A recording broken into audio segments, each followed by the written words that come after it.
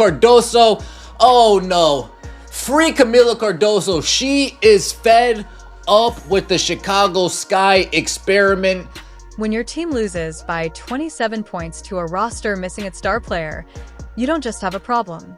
You have a catastrophe. And Kamilla Cardoso, she's had enough.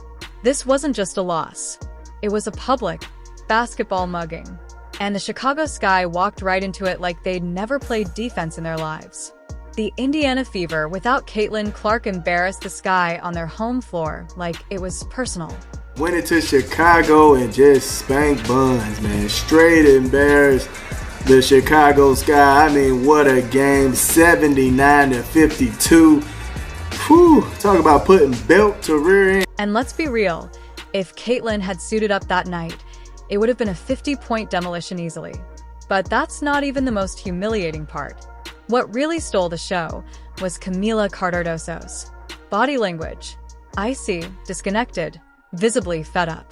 And who was she stuck on the floor with while the wheels fell off? You guessed it, Angel Reese. I've got to be completely honest here. We have to talk about this. She's just not that good. Like, she's just not that good. She's not bad. Angel Reese. This is supposed to be the duo. This is supposed to be the franchise. Instead, we're watching the basketball equivalent of a bad breakup in slow motion. At this point, the only chemistry between Reese and Cardoso is static electricity from the friction between them.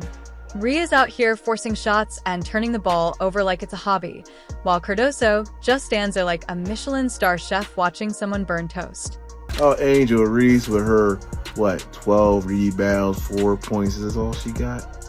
Bro, didn't I say Angel Reese ain't no good, bro? She just social media star. You saw that outfit she had on? Like, it's freaking hot in Chicago. And she got that hat and that coat. Well, I guess because she's cold, because she couldn't make a bucket. She was cold from the floor. She was trash. Like, Angel Reese is not a good basketball player. I've been telling y'all that. But y'all don't want to get in your feelings that, oh, you're a hater. You're a sellout. No, sellout, bro. I'm just an honest basketball fan. A real basketball fan will tell you the truth. Like, yeah, she kind of sucks and she needs to work on her game. And here's the kicker. Caitlin Clark wasn't even in the building. Let that marinate. The Fever sat their franchise player, and they still ran the Sky out of the gym. The final score, a disgusting 79-52 blowout. The Fever didn't beat Chicago. They dissected them, rebuilt them from scratch, and then set them on fire again. And Kamilla Cardoso. She looked like she was mentally checking Zillow for condos in literally any other city. Look at this. Nice pass from Courtney Vandersloot in between Colson and Natasha Howard, and Angel Reese just chucks it up. She just throws it at the rim. No technique, no fundamentals, nothing that looks like anything a person over the age of 12 years old would take part in. If you were 8, 9, 10 years old and you could barely reach the rim, okay, maybe you chuck shots like this. If you are enjoying, please subscribe. The United Center was packed to the rafters with over 20,000 fans expecting fireworks, and instead they got a basketball cremation ceremony. The Chicago Sky just got absolutely obliterated by the Indiana Fever. But the real story isn't the 27-point beatdown. It's not even Angel Reese's catastrophic 4-point performance on 2 of 7 shooting that had fans questioning if she forgot how to play basketball overnight. No. The real story is written all over Kamilla Cardoso's face. A mixture of disgust, frustration, and what can only be described as the look of someone mentally drafting their trade request. You want to know how bad this situation has become? Cardoso, the 6 feet 7 inches and former South Carolina national champion who was supposed to be the Sky's franchise cornerstone, looked like she was attending her own basketball funeral. Every missed shot by Reese, every blown defensive assignment, every turnover. You could see Cardoso dying a little more inside. This isn't just about one bad game. This is about a partnership that was supposed to revolutionize Chicago basketball, turning into the most expensive therapy session in WNBA history. This is actually like our worst loss of the season when you consider that we played a team without Caitlin Clark, without Sophie Cunningham, and even without their head coach, Stephanie White. Angel fans want Angel to be traded. Kamilla fans want Kamilla to be traded. Skytown just wants the season to be over. Overall, it is just not looking good for us as an organization and as a fan base. There's still no updates on Sloot if you were wondering, or at the very... Let's rewind to before this disaster. The Sky had big dreams coming into this season. They brought back veteran leadership in Courtney Vanderloot, added scoring punch with Ariel Atkins, and hired Tyler Marsh, a championship-winning assistant from the Las Vegas Aces. The plan was simple.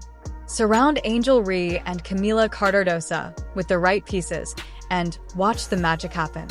Instead, they're watching their season burn down faster than a paper house in a tornado. Turning your back to your team, walking away from the active plays going on, walking away from the actual basketball action. Yeah, Kamilla Cardoso's not a happy camper over there in Chicago, and I don't blame her. Again, this is another year of the same nonsense. And can we talk about the elephant in the room?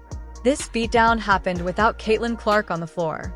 The Indiana Fever, missing their superstar point guard, still had 4 players in double figures led by Kelsey Mitchell's 17 points. Meanwhile, the Sky's supposed dynamic duo combined for 12 points on 4 of 12 shooting. If that doesn't make you question everything about this partnership, then you haven't been paying attention. The contrast couldn't be starker. On one side, you have the Fever playing like a cohesive unit, moving the ball with precision, finding open looks, and executing their game plan to perfection. On the other side, you have the Sky looking like 5 strangers who met in the parking lot and decided to play basketball together. The ball movement was non-existent. The chemistry was toxic, and the effort level ranged from questionable to outright embarrassing. Kamilla Cardoso came into this league with legitimate expectations. She was the 2024 NCAA Tournament Most Outstanding Player, a 2-time national champion at South Carolina, and the 3rd overall pick in the WNBA draft. She didn't sign up to be Angel Reese's basketball babysitter or to watch her professional career get derailed by someone who treats basketball like a fashion show with occasional scoring attempts. Look at the frustration oozing out of Kamilla Cardoso. She gets a switch, Natasha Cloud, she's posting her up. We can't get an entry pass to Kamilla Cardoso. The writing has been on the wall for weeks now.